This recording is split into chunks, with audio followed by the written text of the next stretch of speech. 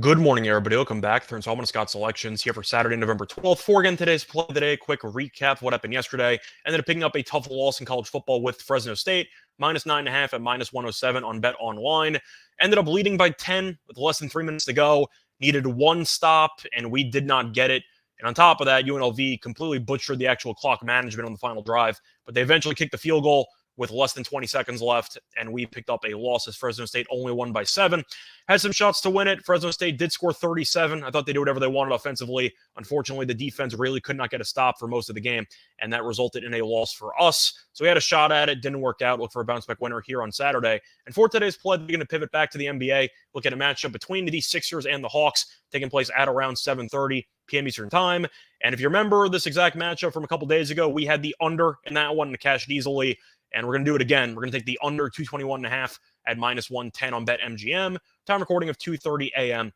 Eastern Time. Couple reasons why I like the under once again in this head-to-head matchup. First reason, looking at the actual lines, this is a great price at 221.5 at -110 because Fox Bet has 220 flat.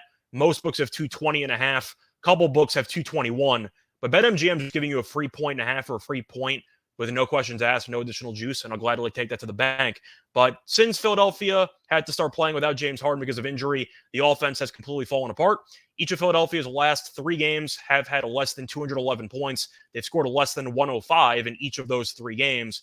The offense is broken. And if you want to talk about the overall roster, I did the same rundown a couple days ago, but I'll do it again. You have Embiid, of course, who's really good. He had 26 and 13 in the last meeting. Maxey, who is good, but he's had a pretty terrible stretch of games. I believe it's 3 or 4 straight. He's been awful from the floor. Besides that, really nothing else. Tobias Harris, overpaid role player, not great. PJ Tucker, who stands in the corner the entire time, mostly a defensive specialist who will take probably 1 or 2 threes per game in the corner.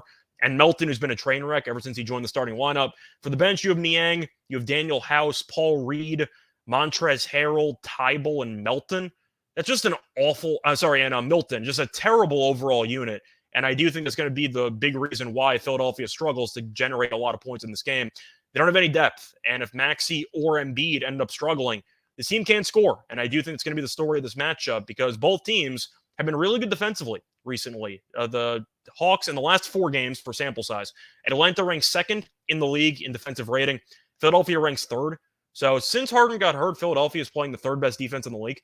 And Atlanta's right now number 2. I do think that both teams have really turned a corner defensively, and that should result in a lower scoring game once again.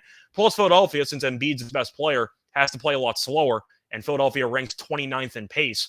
So I don't exactly expect many fast break opportunities. We saw it in the last meeting. The game was slowed down to a crawl. You really had a rock fight for about 3 quarters because both teams couldn't do anything in terms of pace. You had less than 90 points in the first quarter, in the first half, I mean.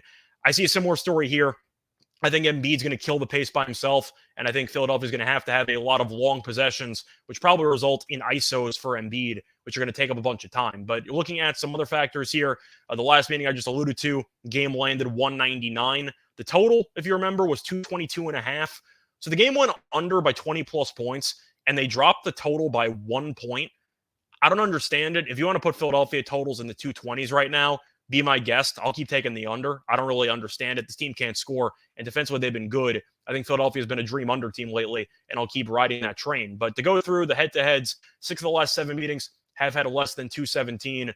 But I know both teams shot the ball poorly in the last meeting. I guess the argument is you're expecting positive regression, where you'll see both teams shoot better.